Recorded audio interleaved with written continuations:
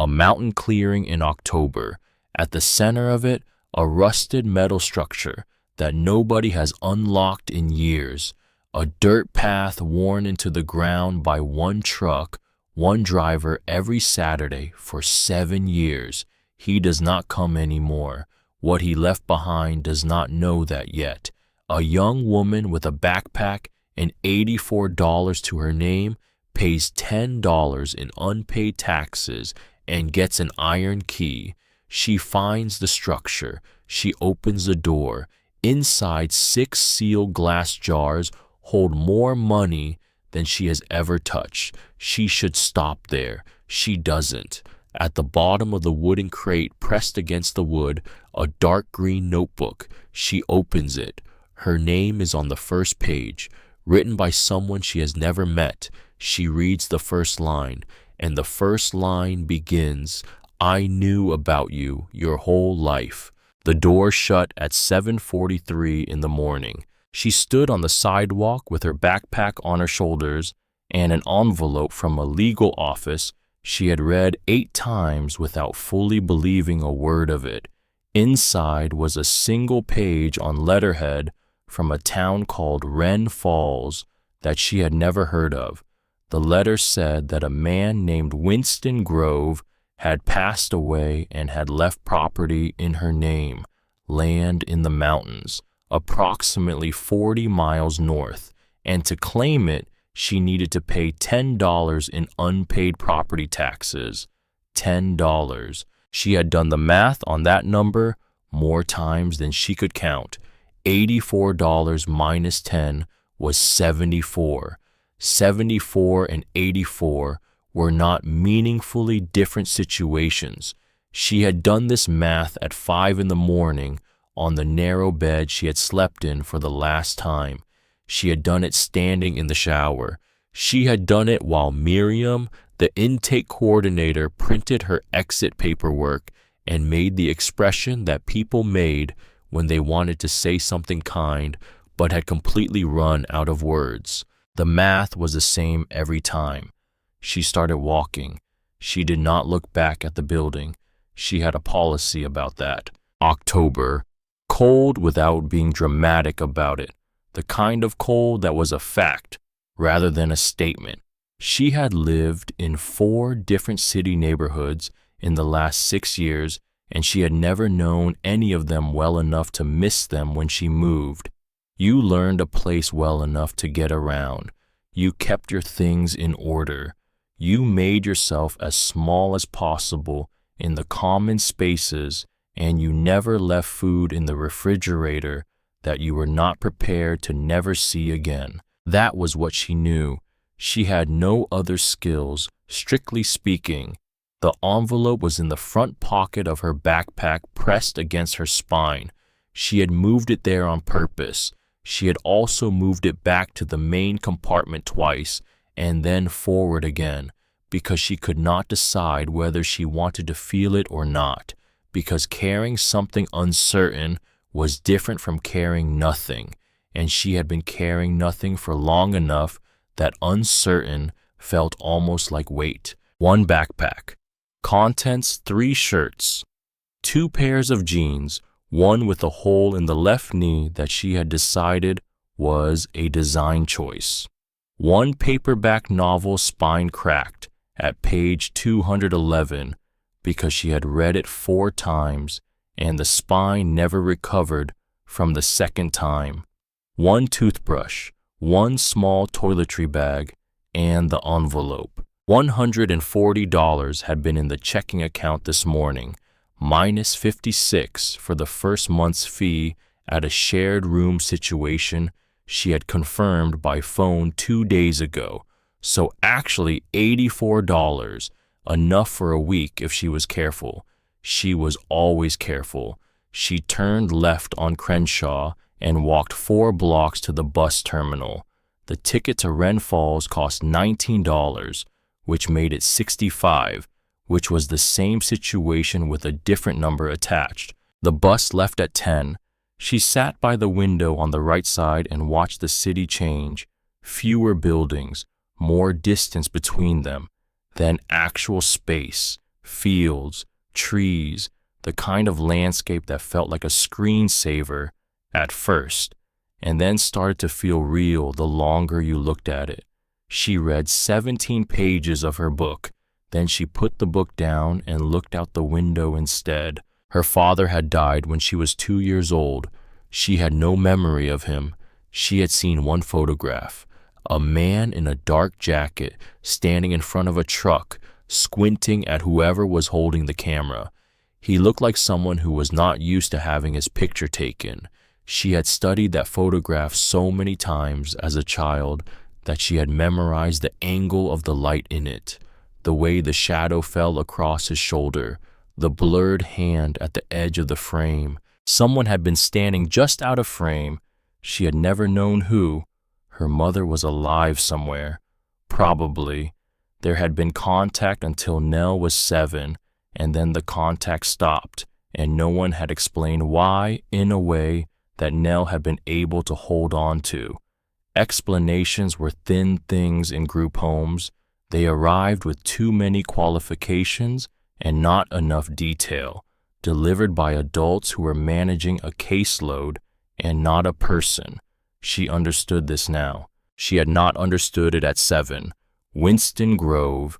She said the name in her head the way she had been saying it for 3 weeks, slowly, examining it for something familiar. He was her grandfather according to the letter, her father's father, a man she had no memory of, no photograph of, no reference point for whatsoever. She had owned nothing left to her by anyone in her family, until apparently she had. Wren Falls appeared at the end of a long curve in the road, a water tower first, then a gas station, then a main street that had the look of a place that had once been busier and had developed a dignified acceptance about this, a hardware store, a diner, a post office with a flag that could have used replacing. At the end of the block, a small office building with a sign that said Fenwick and Associates, which was the name on the letterhead. The bus stopped at a gas station 1 block over. Nell got off. The air smelled like pine and cold water and something faintly sweet underneath. She stood on the sidewalk and breathed it for a moment. Her body registered it before her brain got involved. She had never smelled that combination before. She found the office. A man in his 60s sat behind a wide desk, covered in paper, reading glasses pushed up on his forehead in the way of men who had worn them long enough that wearing them wrong had become a habit. He looked up when she came in, and then he looked at her longer than a quick glance. Either she had made an error, or she was exactly who he was expecting. "You must be the Grove girl," he said. She said, "Nell." He said, "Right." He reached into a file drawer and came out with a manila folder, took off his glasses and put them on properly. "Your grandfather filed this with the county 7 years ago, prepaid a holding fee for the taxes as long as the account held out. Account ran out 2 months ago, which is why you got the letter." He looked up. "You have the $10.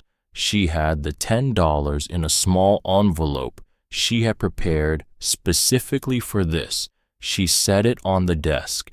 He counted it. She was not offended. He tucked it into the folder and initialed something and pushed a document across the desk. "Sign here and here." She signed. He reached into the desk drawer again and came out with something small. He held it out. A key, old iron, about 3 inches long, heavier than it looked. She could feel that the moment she picked it up, not the weight of the metal, something else, the weight of whatever was on the other side of it. She held it. The man closed the folder. "That's the only key," he said. "No copies on record." She said, "Did you know him?" "My grandfather," he said, "bought coffee at Dottie's Diner every Saturday morning for about 20 years. Never said much. Good tipper." She said, "Was he?" He said, "Consistent." He paused. That means something over 20 years. She put the key in the front pocket of her jeans and zipped it shut. He gave her a photocopied map of the property boundaries and a hand-drawn sketch of the road conditions. The sketch was in pencil. The handwriting in the margin was the same block lettering she had seen on the legal documents. She recognized it. His, Winston's. The handwriting from the letter she had read 8 times. She needed to keep the name straight. The property was 4 miles east. A gravel road turned off the main county road and went 2 miles into the mountain. After that, a dirt path. The man at the desk told her there was no vehicle access beyond the gravel road and probably not even reliable vehicle access for the last mile of that. She said, "Can I walk it?" He said, "In those shoes." She looked down at her sneakers. He said, "North on Bleecker 3rd left. Betty Walsh at the hardware store. Ask her for a pair of trail boots in the returns bin. Tell her Jim Fenwick sent you." She said, "I'm not asking for charity." He said, "It's a returns bin, not charity. Somebody bought the wrong size and didn't want to drive back." He looked at her over his glasses. "Your grandfather paid full price for everything in this town for 20 years. Nobody here is going to send you into the mountain in canvas sneakers." She went to the hardware store. The woman behind the counter was in her 60s, with white hair cut practically and the look of someone who had run her own business long enough that she had stopped apologizing for knowing what she was doing. The name on the cash register receipt roll said Bet Walsh. "Jim Fenwick sent me," Nell said, "for the returns bin." Betty Walsh looked at her. She said Winston Grove's granddaughter. The name landed differently in someone else's mouth. "Yes," Nell said. Betty Walsh came around the counter and went to the back of the store without another word. She came back with a pair of trail boots, lightly worn size 7. Nell tried one on. It fit. She said, "How much?" Betty said, "Their returns." Nell said, "I know. How much?" Bet looked at her for a moment. 15, she said. Nell paid $15, which left 40. Same situation. She sat on the bench outside the hardware store and laced the boots. The gravel road turned off the county road about a mile outside of town. It was marked with a mailbox that had no name on it, only a faded number. She turned onto it. The trees closed in on both sides almost immediately, matter of fact about their size and their permanence. The gravel was uneven, old. The tire tracks in the softer edges were grown over with grass. Whoever had last driven in hadn't done it recently. 3 weeks since Winston Grove's account ran out and the letter went out. Maybe longer. She walked 2 miles on the gravel road. Then the gravel ended. The dirt path was narrow, just wide enough for a truck. Tire tracks worn into the ground by years of use, now soft with grass and last year's fallen needles. The trees were taller here, older. Light came through them in long diagonal bars that shifted when the wind moved the upper branches. She was thinking about the man in the photograph, the blurred hand at the edge of the frame. Winston Grove had been alive for her entire life. Somewhere, 40 miles north of a town called Wren Falls, coming into this town every Saturday morning for coffee, paying full price at the hardware store, building something at the end of this dirt path. He had known she existed.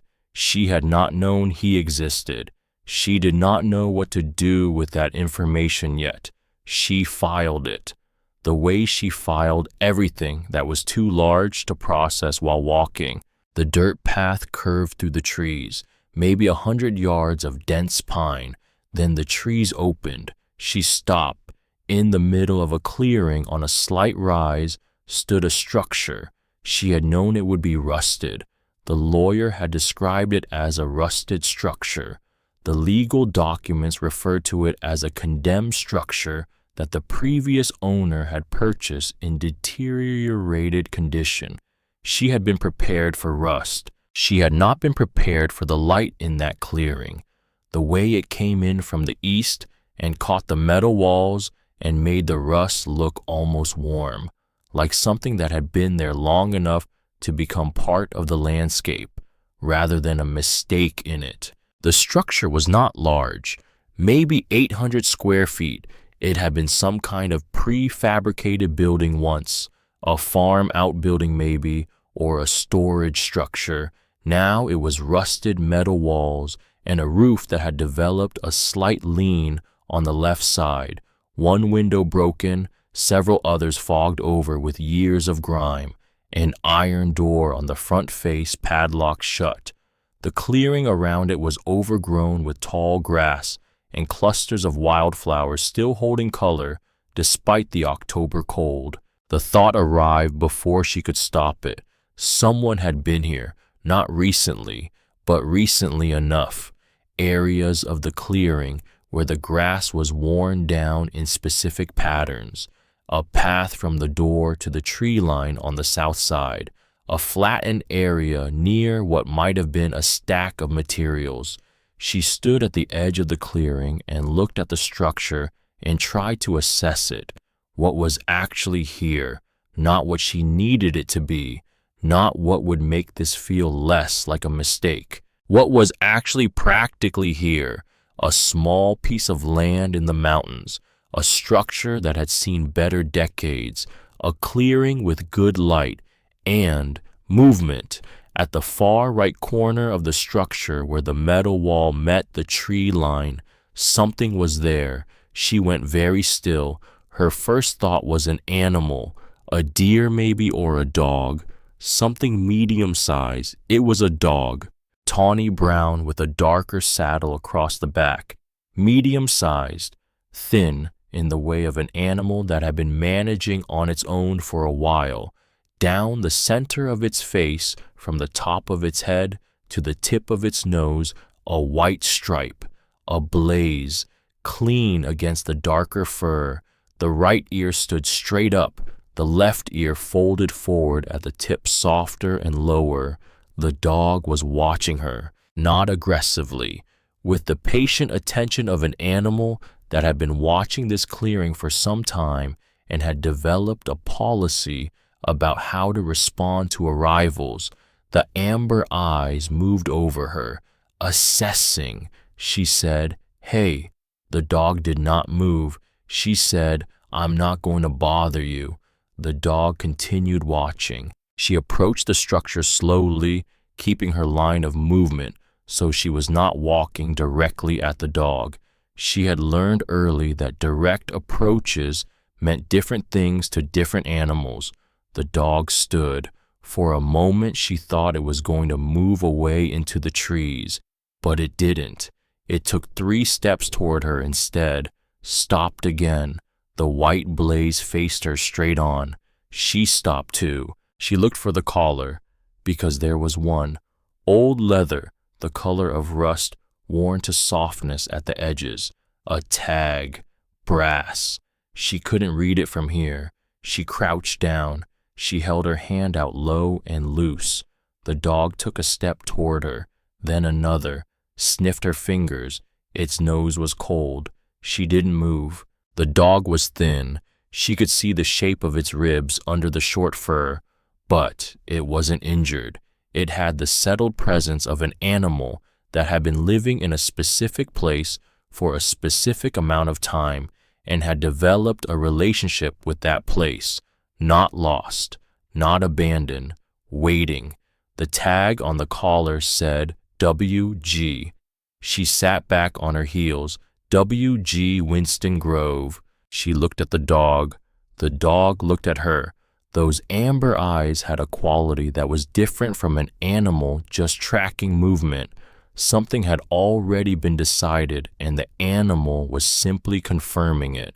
She said, "Did he leave you here?" The dog sat down in front of her. She had no idea what to do with that. She stood up. She crossed to the iron door and took the key from her pocket. She had to try it twice because her hands were not entirely steady, which was fine. Hands could do what they needed to do regardless of whether they were steady. She had learned that. The key went in. The lock resisted. She applied more pressure. It turned. The door opened inward. Storage cold. The kind that had been sitting in a closed space for a long time and accumulated density.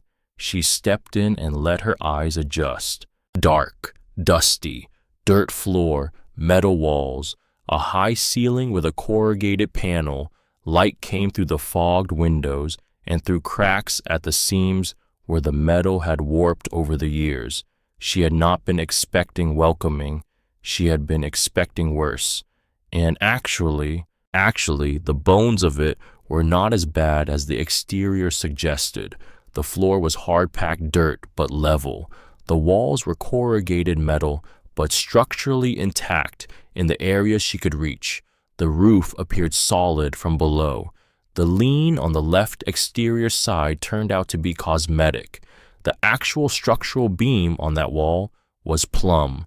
She crossed the space. At the far end where the afternoon light came through the one window that was not fogged, there was a wooden crate, weathered, old, not left behind, not pushed aside, placed. She crossed to it. The crate had no lid. She looked in. Glass jars, 6 of them, old mason jars with sealed lids, the kind you used for canning, each one packed tight. She reached in and picked up the nearest jar. Bills, cash, folded and packed in tightly enough to fill the jar from bottom to lid. She picked up a second jar, same, third, same, 6 jars. She did not count what was in them, but she had some experience with the approximate volume of a mason jar and the approximate thickness of a folded bill, and even the roughest estimate was a number she was not prepared to say out loud in a cold metal building in the mountains. Someone had planned for her. That was the thought that came before all the others and landed heaviest. Not an accident, not luck, not a random chain of events that had happened to include her. Someone had planned, had decided, had put things in specific places for specific reasons, had believed she would be the person standing in this building on this day picking up this jar. Her hands were shaking now, not because of the money, because of the belief. Someone had believed she would do this, and she had not known that person was alive. She had not known to tell them they were right. Between the 5th and 6th jar, she saw it, wedged in the corner of the crate flat against the wood. A notebook, standard size, dark green cover, water-stained at the bottom left corner, a rubber band around the middle to keep it closed. She lifted it out. The rubber band was old and cracked. She slid it off carefully. She opened the cover. Handwriting in black ink. Block letters the same as on the map. Capital letters even. The kind of handwriting that came from a person who had learned to print before they learned to write and had never really left that behind. Nell. Just her name. On the first line of the first page. She kept reading. If you're reading this, you've done what I knew you would do. You came. I always knew you would. I have a great many things I want to say to you, and I have been writing drafts of this letter in this notebook for several years without being able to get it right. I am not a man who has ever been good at saying the things that matter most. This is a fact about me that I'm not proud of, and that has cost me more than I can properly account for. So I am going to start with the simplest thing. I knew about you your whole life. I am sorry that I did not come sooner. She stopped reading. She sat down on the dirt floor next to the crate with the green notebook on her knee and the 6 glass jars visible in her peripheral vision and the dog somewhere behind her. She had not heard him come in, but when she turned her head, he was there, just inside the door, sitting down, the white blaze in the dim interior light. She looked at the notebook. She looked at the handwriting, block letters, capital, the same letters on the map she had been following all morning. I knew about you your whole life. She had been carrying nothing for so long that she had stopped counting what was in the pile. And now there was this, a dirt floor in a rusted building in the mountains, a dog with a tag that said WG, 6 jars of cash in a corner, and a letter from a man she had never met who had known where she was her whole life. She pressed the notebook against her chest. She did not cry. She had a policy about that too. But she stayed on the floor for a long time, and the dog stayed with her. She stayed on the floor until the light through the cracked window shifted from afternoon gold to late afternoon gray. The notebook was still in her hands. She had read the first page 3 times. She had not turned to the second page yet, because she could feel the weight of everything that came after it, and she was not ready to carry that weight.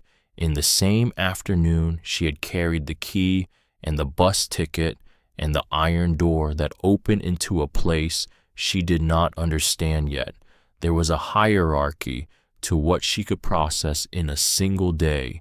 She had reached the top of it, so she put the notebook back in the crate, in the exact position it had been in, between the 5th and 6th jar, flat against the wood, not because she was done with it, because she needed it to stay there until she was ready.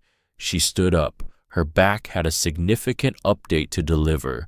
She delivered it to the air.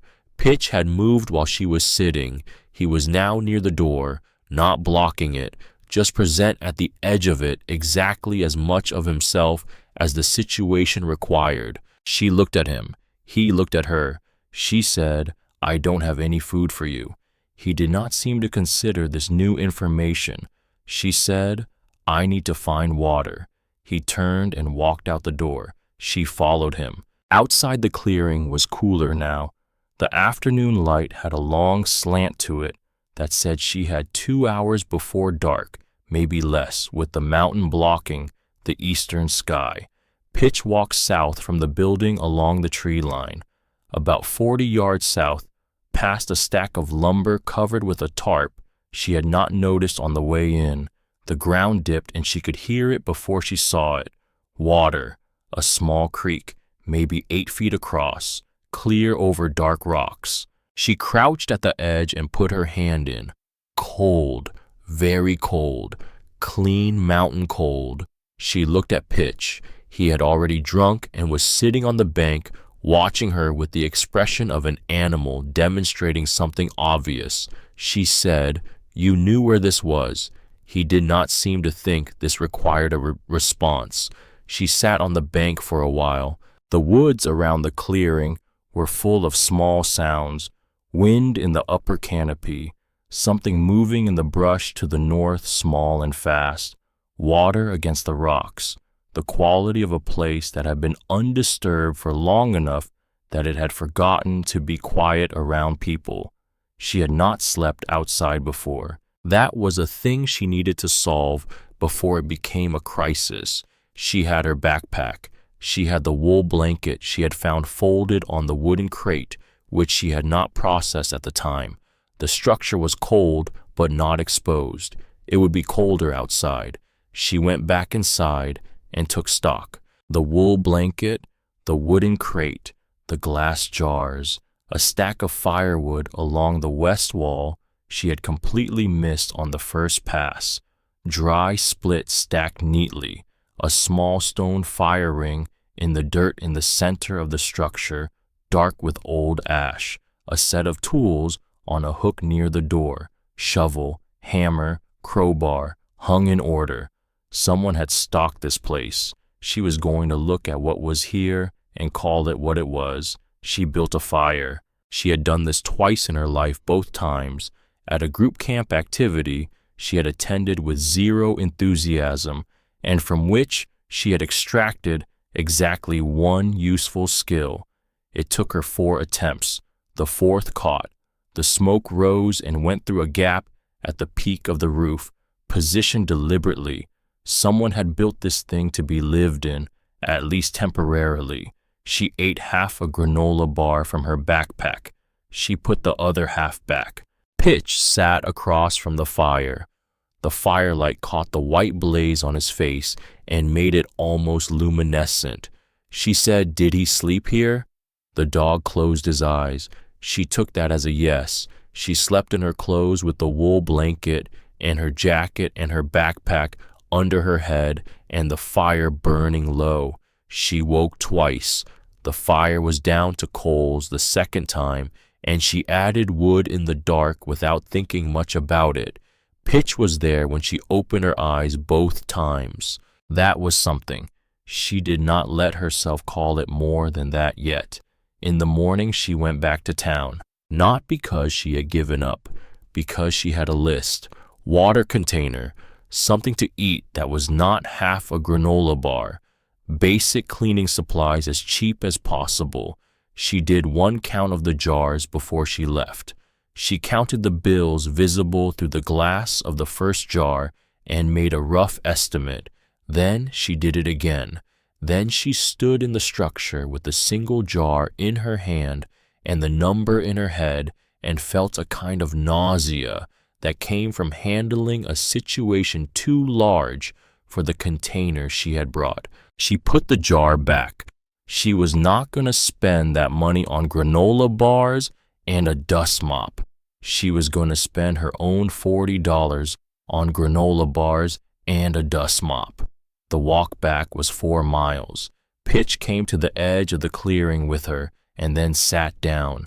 She looked back at him once. He was watching the tree line to the south, not watching her.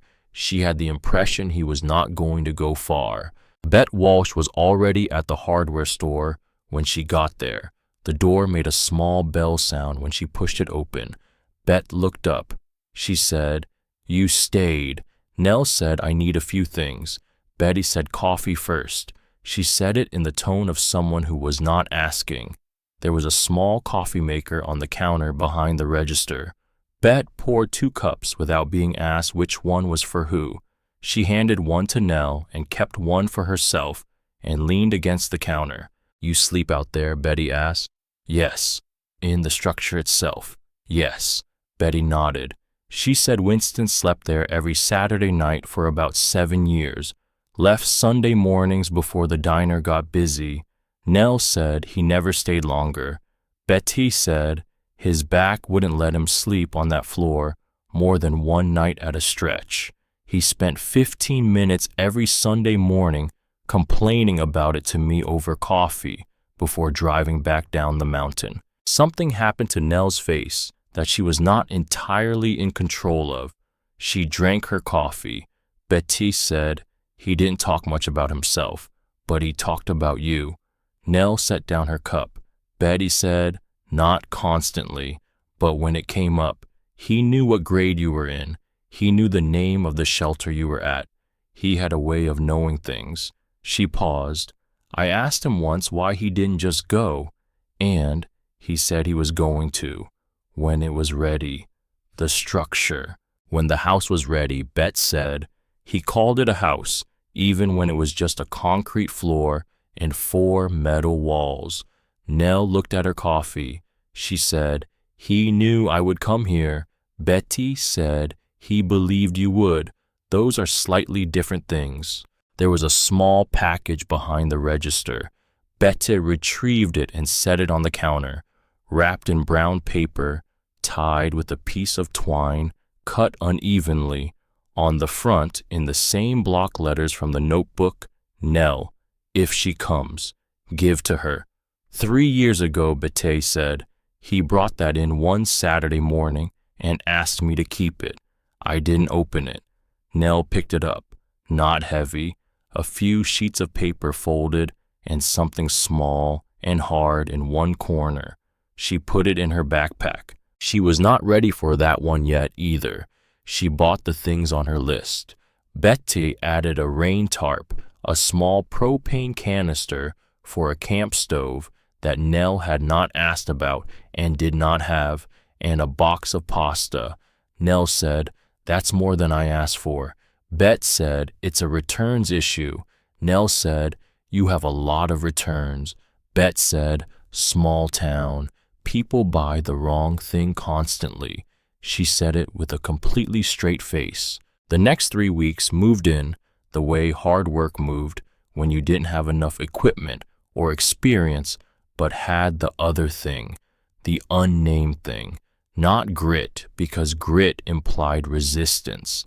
This was more like insistence, the daily insistence of showing up and doing the next thing because the next thing was in front of you and the only alternative was not doing it. She cleaned the interior first, which took 2 days. Years of accumulated dirt and debris and the residue of a metal structure that had been through multiple mountain winters. She found things: a broken shovel handle, several empty mason jars stored in a corner she had not reached on the first pass, a piece of rope, a leather work glove, one its pair lost somewhere. She kept all of it. The floor she could not fix yet. The broken window she patched with the rain tarp, cut to size, stapled around the frame. Functional. It kept the wind out. The lean on the left side exterior wall was cosmetic. The structural beam was plumb. The lean was in the metal sheeting warped by years of precipitation and temperature change. She could not fix this by herself with what she had. She made a note. There were a great many notes. She had started a list in the back of her own notebook, bought at the general store in town for $2. The lists were in 2 columns. Can do now, can do later. The first column was shorter. Pitch was there every morning when she came back from whatever supply run she had done. He was there in the evenings. He accepted food with the dignity of an animal who had been managing without it and was not about to be embarrassing about receiving it now. He slept near the door. On the 4th day, a man from a farm down the mountain came up the gravel road with a truck and a question. His name was Carter. He had some lumber he was clearing out. Did she want it? She said, "What's the catch?" He said, "No catch. Winston bought hay from me for 8 years. He told me once that someday someone was going to come up here and try to fix that building and they were going to need lumber." She said, "He planned that far ahead." Carter said he planned everything far ahead. He was not a man who did things without knowing why. He left the lumber. She added it to the list. The community came the way community in a small town came when one of its people had died and left something unfinished. Not all at once, one at a time. An older woman from the diner with a casserole, a retired carpenter who walked through the building with her and told her what could be done and what could not and in what order. 2 teenagers who showed up one Saturday and dug a proper drainage ditch along the south wall and left before she could properly thank them. None of them knew her. All of them had known him, and they came because of that. She understood something about this that she had not understood before, about what it meant to spend years doing things quietly, paying full price, showing up, saying nothing remarkable. It built something, not a reputation exactly, something older than a reputation, a track record of small reliabilities that added up over decades into trust, so deep that when he died, it remained. She was building on ground he had prepared, which was a thought too large to hold for long, so she set it down and got back to work. She read the journal at night, not all at once, a few pages at a time by the light of the camp stove and later by the LED lantern she had bought with her own money. The notebook was not a diary. It was more like letters, long meandering block-lettered letters addressed to her that Winston had written over what seemed like several years, a few pages here, a few pages there, the dates jumping. He wrote about the land, about why he had bought it, and what he had found when he got there, and how he had made the decision to rebuild the structure rather than tear it down. He wrote about the work in specific, practical detail. The specificity of a thing done carefully was its own kind of language. He wrote about her father, not frequently, not elaborately, but he wrote about him. His name was Daniel. He had died in an accident involving a car and a road and a night that was too icy for the speed they were going. He was 31 years old. Nell had been 2. He wrote, "I have not been able to write Daniel's name without stopping for 17 years. I am trying now. It is slower than I thought it would be, but it is possible. He existed. He was my son. He was 31 years old, and he was not done yet, and neither was I." She stopped reading. She sat with that for a long time.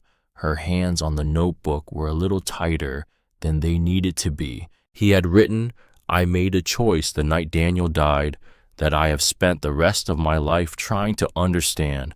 It was not a bad choice on its face. I had asked Roy to drive Daniel home from a thing they had both attended. Roy had had a drink, not more than a drink. He said he was fine. I believed him. I should have driven Daniel myself. I was tired. I was already home. I made a choice that seemed small and turned out to be permanent. And then it happened. Roy did nothing wrong by any legal measure. The road was icy. The other car ran the light. It was not Roy's fault in any way that a court or a reasonable person would find culpable, but I asked him to drive my son, and my son died, and I could not.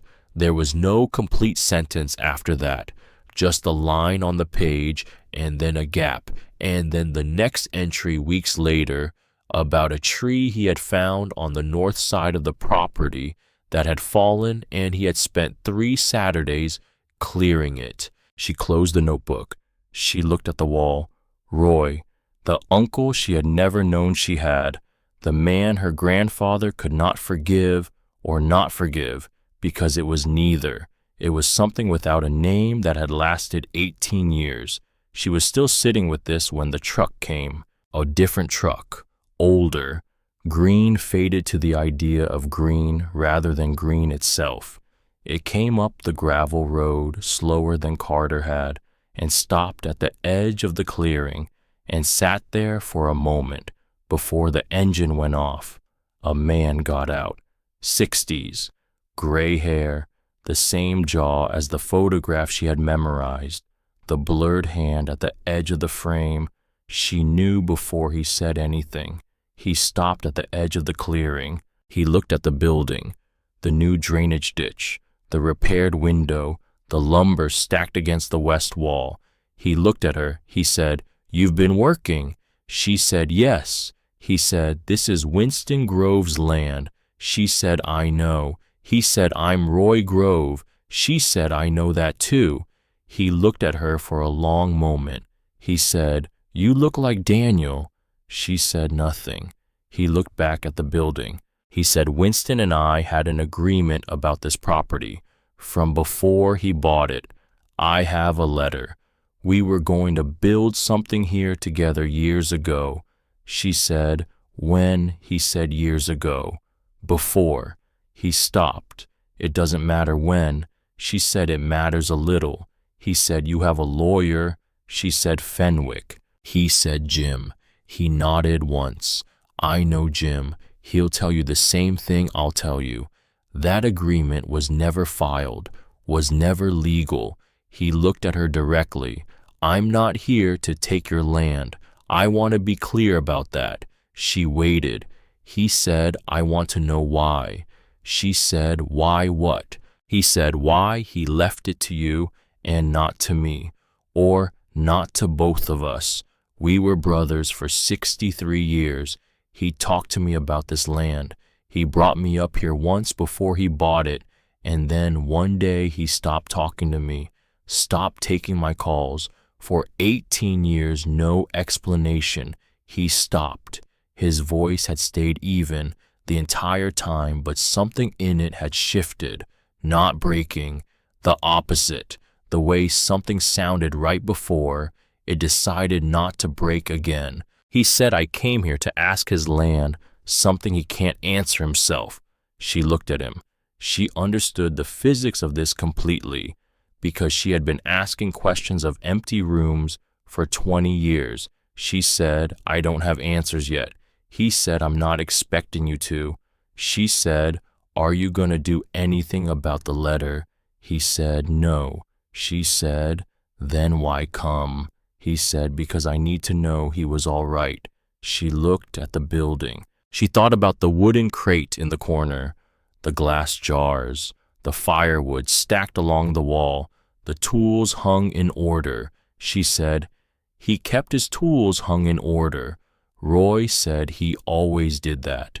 She said, there's firewood along the west wall, enough for several months. He stacked it.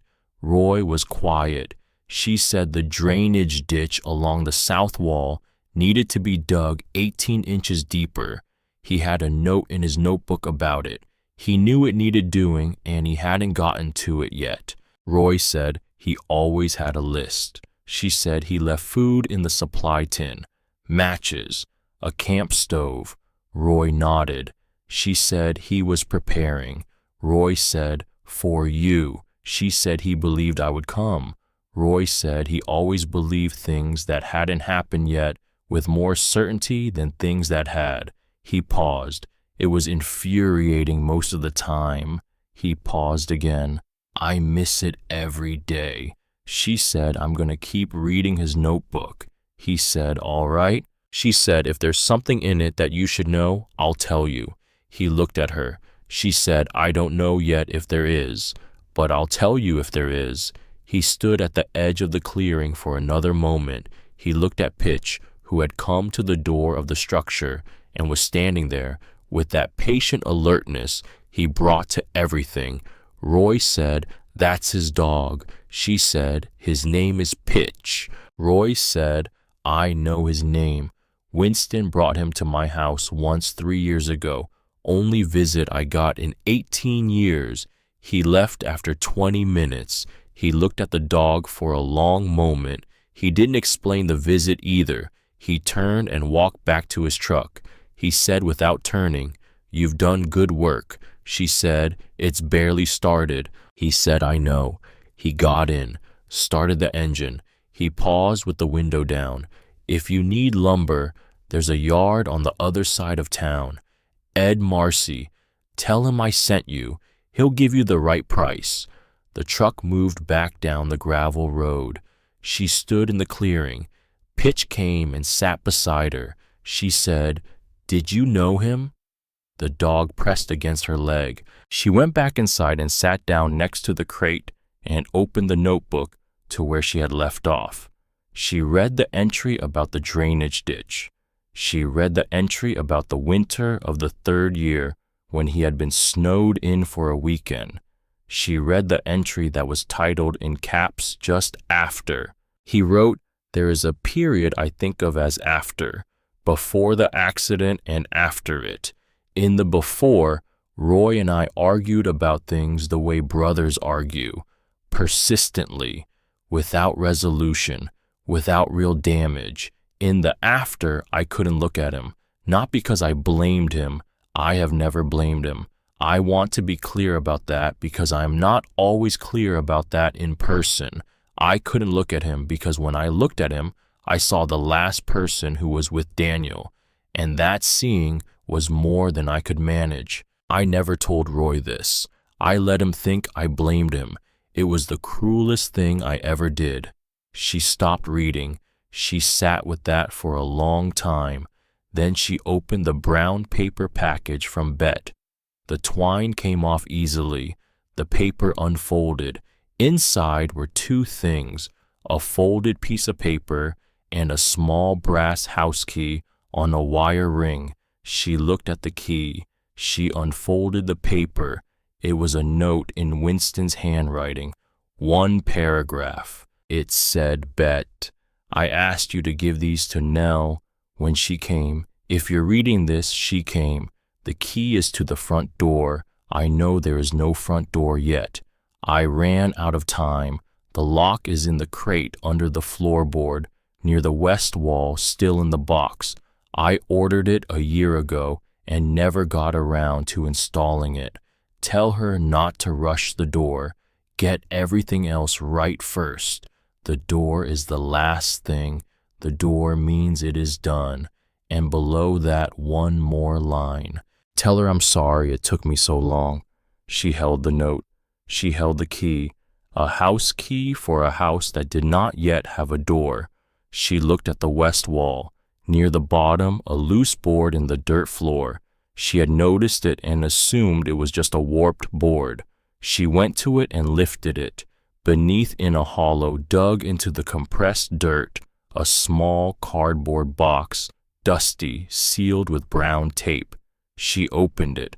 A mortise lock, still in its original packaging. For a front door not yet built.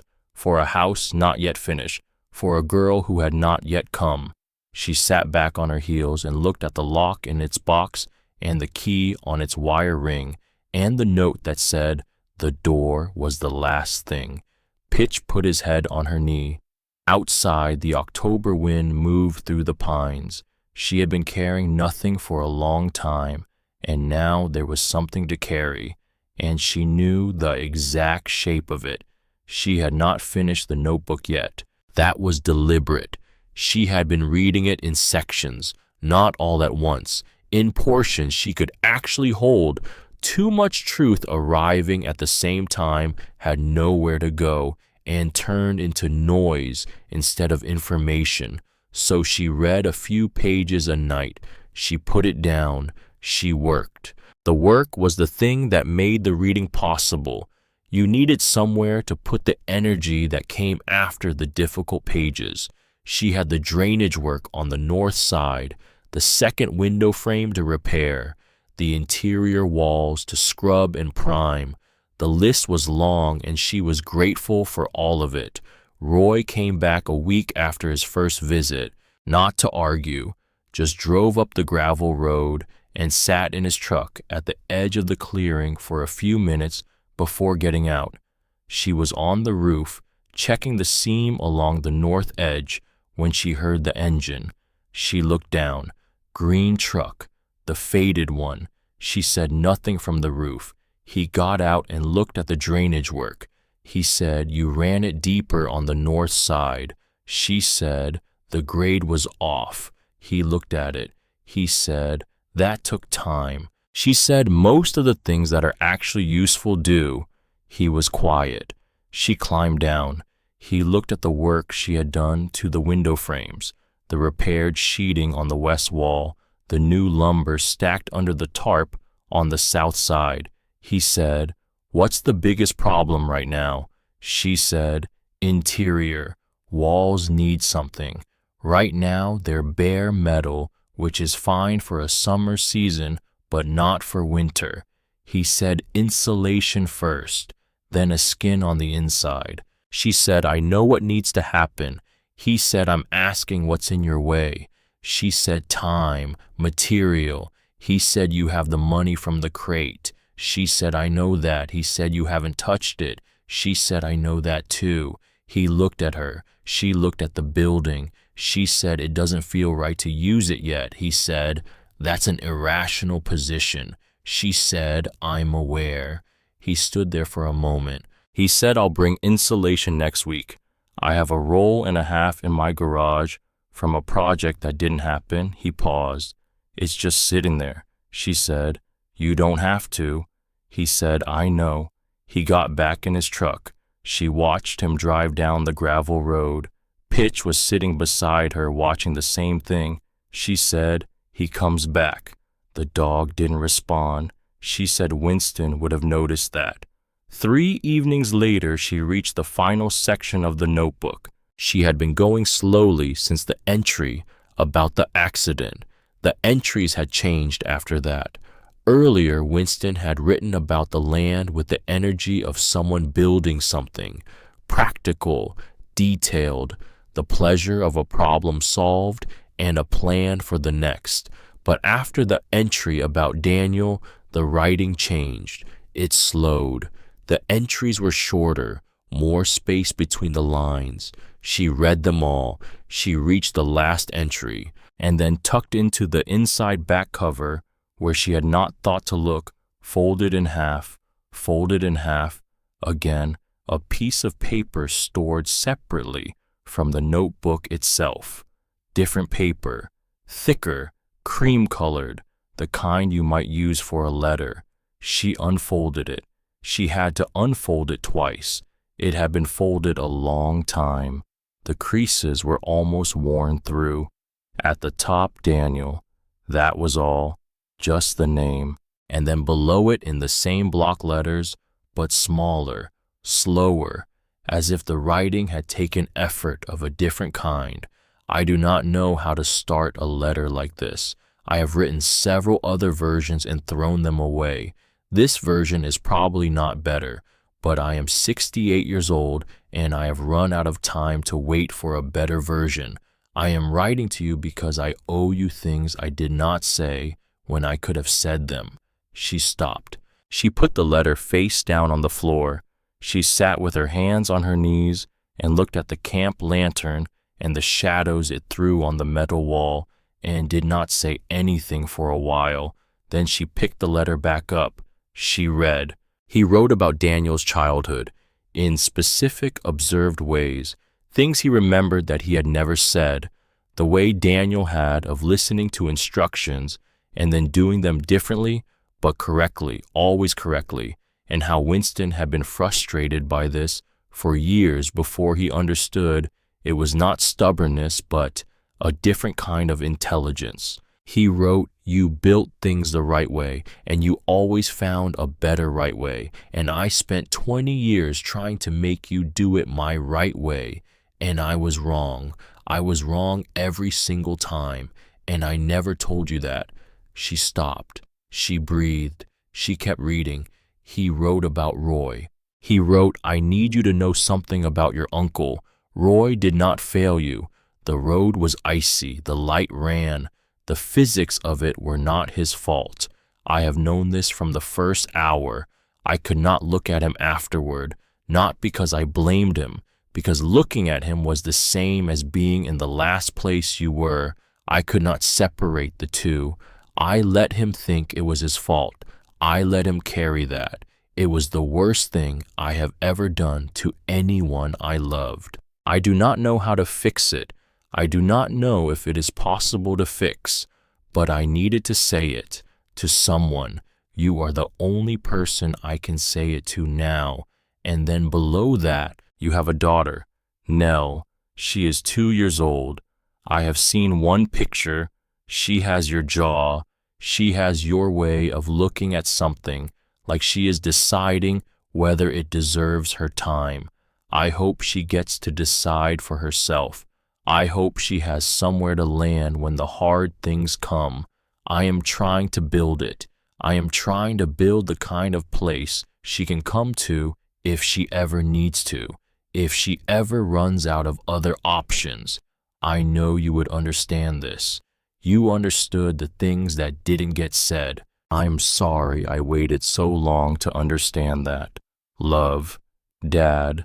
Nell sat on the dirt floor of the structure her grandfather had been building for her and held the letter and did not cry.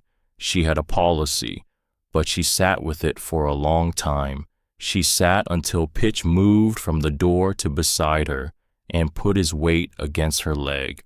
She said, He wrote it for you, didn't he? The dog breathed. She looked at the letter.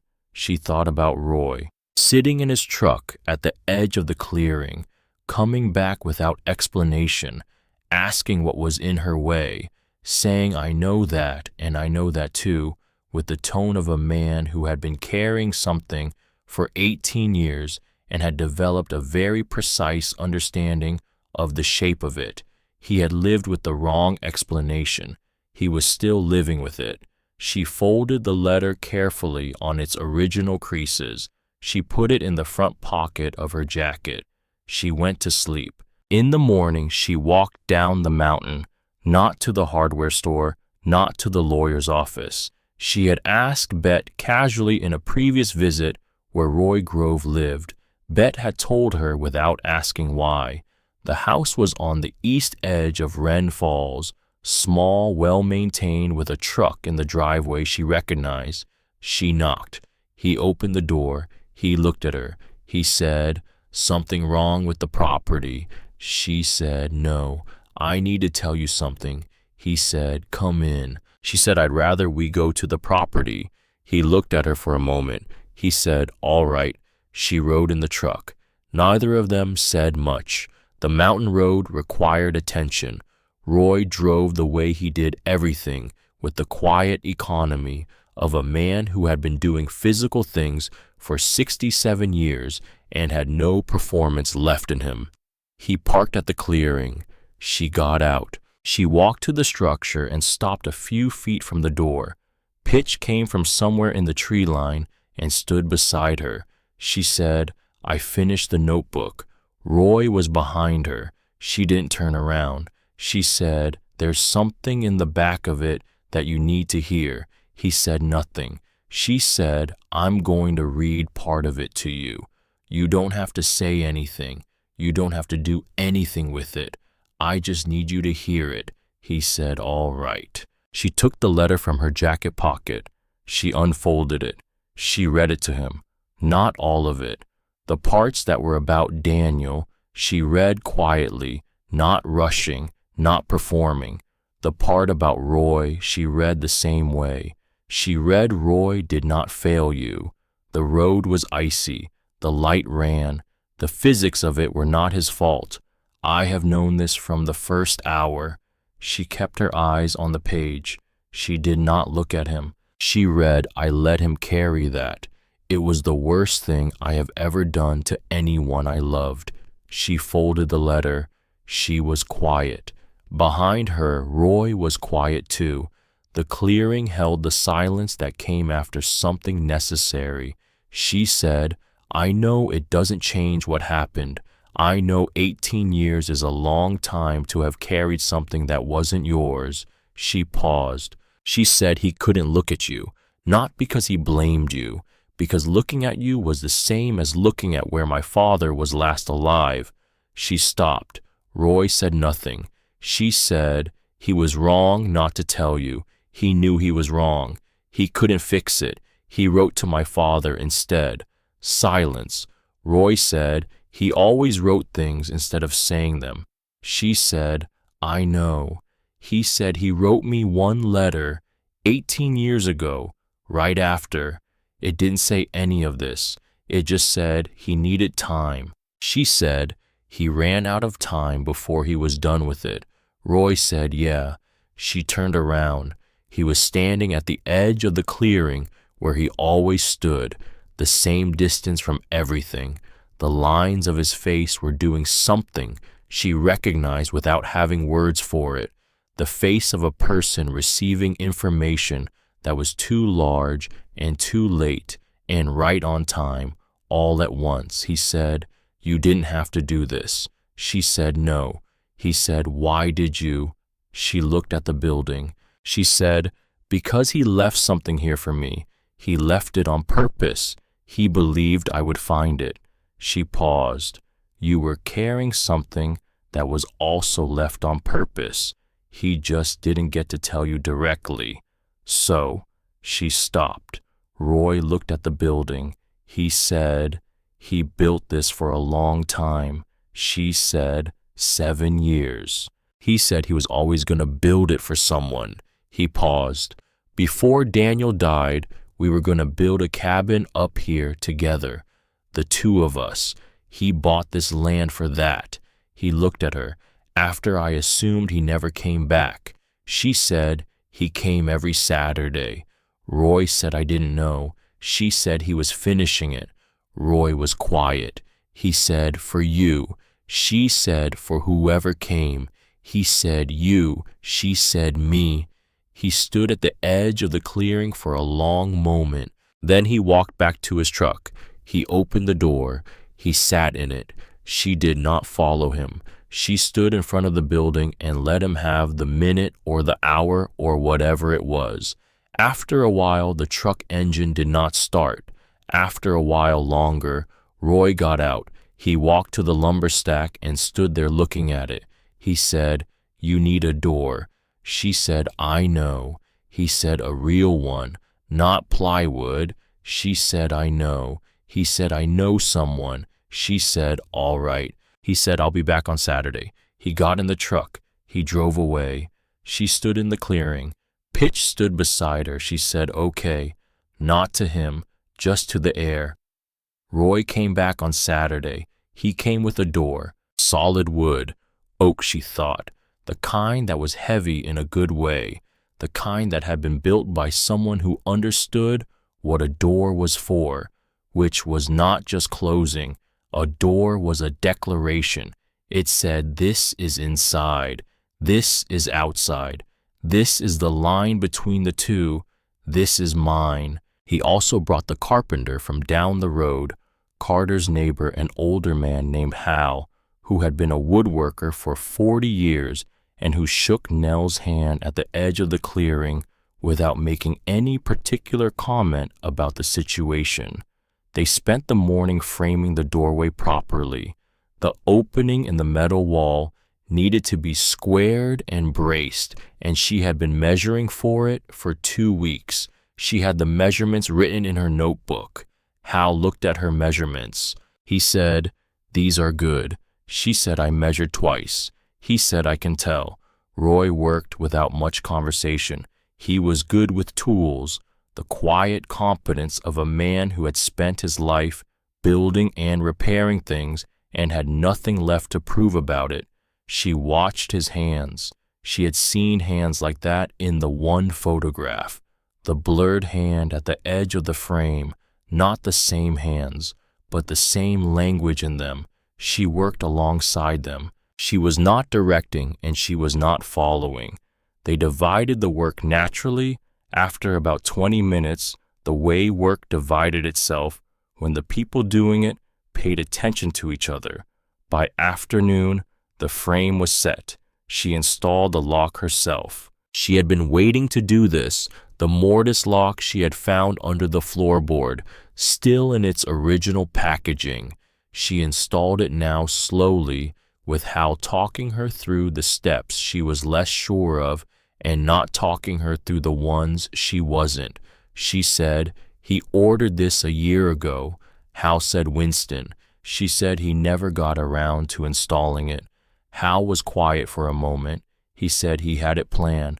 She said he had everything planned. Hal said, "He was like that. Exact." He paused, the kind of person who was infuriating to work next to because everything had to be exactly right, and then when it was right, you understood why. She fit the lock. It was exactly right. Roy held the door. The three of them hung it. She had thought this would feel like something dramatic. The final thing, the thing the notebook said was last. She had been building it up in her head for days, which was not like her, and she had tried to stop building it up, which had not worked. But when the door went into the frame and swung and latched, it just felt like a door. And that was enough, more than enough. She took the key from her pocket, the small key on the wire ring from the brown paper package, the key that Betty had been keeping for 3 years, the key for a door that had not existed yet, for a house that was not finished yet, for a person who had not come yet. She put it in the lock. She turned it. The bolt slid home. The click of it was very small in the clearing air. She turned the key again. The bolt came back. She pulled the door open. She pushed it closed. She turned the key. Click. Roy was standing a few feet back. He had his hands in his jacket pockets. He said, "That's a good lock," she said. "He ordered it a year ago." He said he always bought quality. She said he always paid full price. Roy said yes, he did. Hal loaded his tools back into his truck. He shook her hand on the way out. He shook Roy's hand. He said good door and drove away down the gravel road. The clearing was quiet. Roy stood looking at the building. He said, "Do you have everything you need for winter?" She said, "Getting there." He said, "The insulation." She said, "Helps." He said, "I'll come back next week. There are things I know about this property." He paused. "About the lay of the land." He looked at her. "If you want." She said, "All right." He got in his truck. He drove down the mountain. She stood at the door of the building. She put her hand on it. Solid. Oak. The kind of door that would hold in a February wind. The kind that said inside and outside clearly and without ambiguity. Pitch sat beside her. She looked at the clearing, the drainage ditch she had run herself along the south wall, the lumber under the tarp, the garden bed she had staked out along the east side, still just stakes and string, because October was too late to plant, but not too late to plan. The wood pile along the west exterior, the creek 40 yards south still running clear. She looked at the mountain above the clearing. November was coming, and January after that, and after that spring. She took the key off the wire ring and held it in her palm. A small key, brass, a little tarnished from being in the brown paper package for 3 years. She put it in her jacket pocket. She sat on the ground outside the door, with her back against the oak wood and her legs out in front of her, and Pitch against her left side. She had arrived with almost nothing. She had spent most of what little she had. She did not regret a cent of it. The light came through the pines from the west. At the angle it came at that hour. Long, specific. The kind that didn't ask anything of you. It just was what it was, and it was enough, and it would come back tomorrow at the same angle if you were here to see it. She was here. She was going to be here. She pressed her hand flat against the oak door behind her. For the first time, she did not think about what came next. She was just here, and the door was solid. And Pitch was warm against her side. And somewhere in the notebook, inside in block letters on cream paper, her grandfather had written a letter to her father that her father could not receive. Except she had received it, and she had done something with it, and she thought maybe that was close enough. The last of the light moved through the pines. The door did not move, the lock held,